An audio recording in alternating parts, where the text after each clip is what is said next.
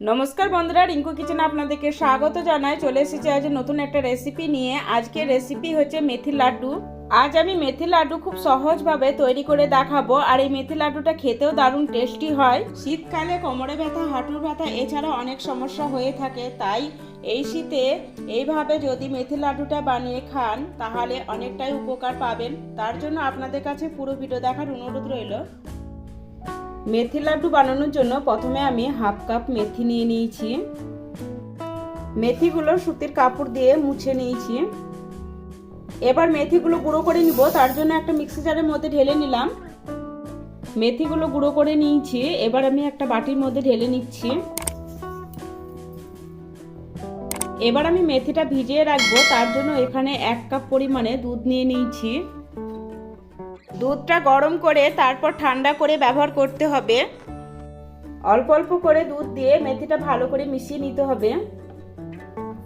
দুধটা দিয়ে মেথিটা ভিজিয়ে রাখার কারণে মেথির যে তেতো ভাব থাকে সেটা অনেকটাই কমে যাবে। 1 কাপ দুধ আমি পুরোটাই মেথির মধ্যে ঢেলে নিলাম। দুধের সাথে মেথিটা ভালো করে মিশিয়ে নিয়েছি। এবার ঢেকে 30 মিনিটের জন্য এভাবে রেখে দিব। এবার কড়াই বসে কড়াইয়ের মধ্যে দিয়ে দিচ্ছি 2 চামচ ঘি। ঘি মেল্ট হলে এই ঘিয়ের মধ্যে দিয়ে দিচ্ছি হাফ কাপ পরিমাণে বাদাম। এবার লো ফ্লেমে বাদামটা হালকা ভেজে নিতে হবে। বাদামটা 2-3 মিনিট সময় নিয়ে হালকা ভেজে নিয়েছি। এবার আমি তুলে নেব। বাদামটা তুলে নিয়ে ওই ঘিয়ের মধ্যে দিয়ে দিচ্ছি হাফ কাপ পরিমাণে কাজু। এবার কাজুটা নাড়াচাড়া করে হালকা ভেজে নিব। কাজুটা 2-3 মিনিট সময় নিয়ে হালকা ভেজে নিয়েছি। কাজুগুলো তুলে নিয়ে এর মধ্যে আমি আরো 1 চামচ ঘি দিয়ে দিলাম। ঘিটা গরম হলে দিয়ে দিচ্ছি 1/4 কাপ ডিম। ডিমগুলো দেখুন খুব সুন্দরভাবে ফুলে গেছে। এবার আমি ঘি থেকে তুলে নিচ্ছি এগুলো। বাকিটা একইভাবে ভেজে নিব। একইভাবে এই ডিমগুলো ভেজে নিয়েছি। এবার আমি তুলে নিব। আবারও আমি 1 চামচ মতো ঘি দিয়ে দিলাম। ঘিটা গরম হলে এর মধ্যে দিয়ে দিচ্ছি হাফ কাপ মতো কিশমিশ। কিশমিশটা তাড়াতাড়ি ফুলে যায় আর কিশমিশটা খুব সুন্দর করে ভেজে নিয়েছি। এবার আমি তুলে নেব। কড়াইতে অল্প ঘি আছে, এর মধ্যে দিয়ে দিচ্ছি 1.5 কাপ মতো মাখানা।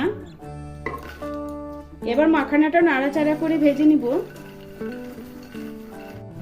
মাখানাগুলো মুচমুচে করে ভেজে নিয়েছি। এবার আমি তুলে নিচ্ছি। এবার আমি কড়াইতে দিয়ে দিচ্ছি 1 কাপ শুকনো নারকেল। নারকেলটা আমি গ্রেটারের সাহায্যে গ্রেট করে নিয়েছি। নারকেলটাকেও একটু ভেজে নিব, তবে নারকেলটা ভাজতে খুব একটা বেশি সময় লাগবে না, 1-1.5 মিনিটে নারকেলটা ভাজা হয়ে যাবে।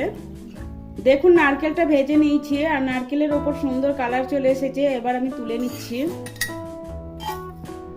আবারও আমি কড়াইতে 2 চামচ মতো ঘি দিয়ে দিলাম। ঘিটা ভালোভাবে গরম হলে দিয়ে দিচ্ছি 1 কাপ পরিমাণে গমের আটা। এবার আটাটাকে নাড়াচাড়া করে একটু ভেজে নিব। আটাটা একটু সময় নিয়ে ভেজে নিতে হবে, তাহলে আটার কাঁচা গন্ধটা চলে যাবে। আটাটা ভাজতে ভাজতে দেখুন আটার কালার চেঞ্জ হয়ে গেছে। আটাটা আমি মিডিয়াম ফ্লেমে 4-5 মিনিট সময় নিয়ে ভেজে নিয়েছি। এবার আটাটা একটা পাত্রের মধ্যে নামিয়ে নিচ্ছি। এদিকে মেথিটা দেখুন 30 মিনিট ঢেকে রেখেছিলাম, তাতে দুধটা খুব সুন্দরভাবে টেনে নিয়েছে। এবার এই আমি জমাটগুলো একটু ভেঙে দিব। আটাটা আমি ঢেলে নিয়েছি। আবারও আমি কড়াইতে 2 চামচ ঘি দিয়ে দিলাম। ঘিটা গরম হয়ে গেছে। এবার দুধ দিয়ে ভিজিয়ে রাখা মেথিটা এর মধ্যে দিয়ে দিচ্ছি। এবার মেথিটা নাড়াচাড়া করে ঘিয়ের সাথে ভালো করে ভেজে নিব।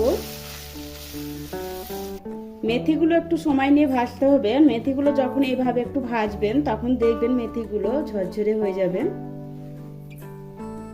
মেথিটা একটু সময় নিয়ে সুন্দর করে ঘিয়ের সাথে ভেজে নিয়েছি। এবার আমি নামিয়ে নিব। যে পাত্রে আটাটা ভেজে রেখেছি ওই পাত্রেই মেথিটা ভেজে রেখে দিলাম। যে ডিমগুলো ভেজে রেখেছিলাম একটা গ্লাসের সাহায্যে এভাবে ভেঙে দিব। দেখুন গ্লাসের সাহায্যে ডিমগুলো খুব সুন্দরভাবে ভেঙে গেল। যে পাত্রে আটা আর মেথি রেখেছিলাম ওই পাত্রে আমি ডিমটা নিয়ে নিলাম। শুকনো নারকেল ভেজে রেখেছিলাম, এটাও আমি এর মধ্যে নিয়ে নিচ্ছি। আপনারা চাইলে এটা মিক্সিতে গুঁড়ো করেও দিতে পারেন। এবার সমস্ত ড্রাই ফ্রুটগুলো আমি একটা মিক্সি জারের মধ্যে নিয়ে গুঁড়ো করে নিব।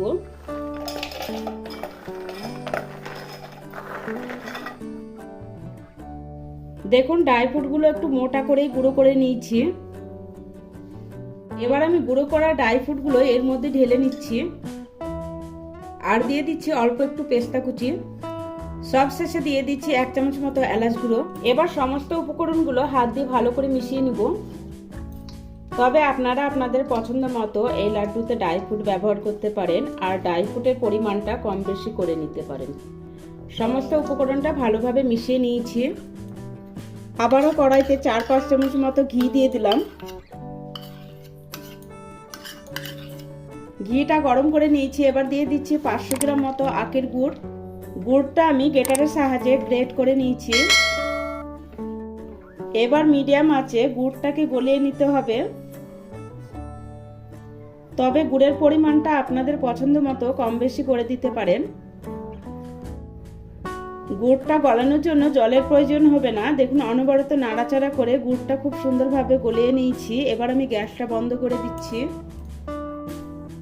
এবার গুড়টা এর মধ্যে ঢেলে দিচ্ছি।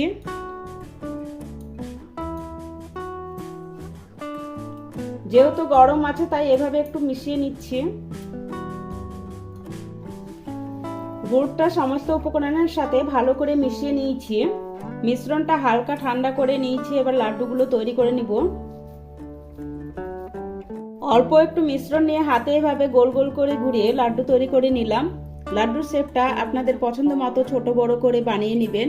এই দেখুন আমি একটা লাড্ডু তৈরি করে নিয়েছি। একইভাবে সমস্ত লাড্ডু তৈরি করে তারপর আমি আপনাদের দেখাবো।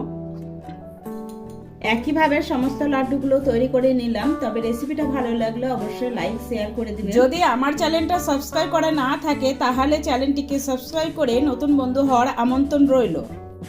আজকের ভিডিও এই পর্যন্ত। দেখা হচ্ছে আপনাদের সাথে নতুন একটা রেসিপির সাথে।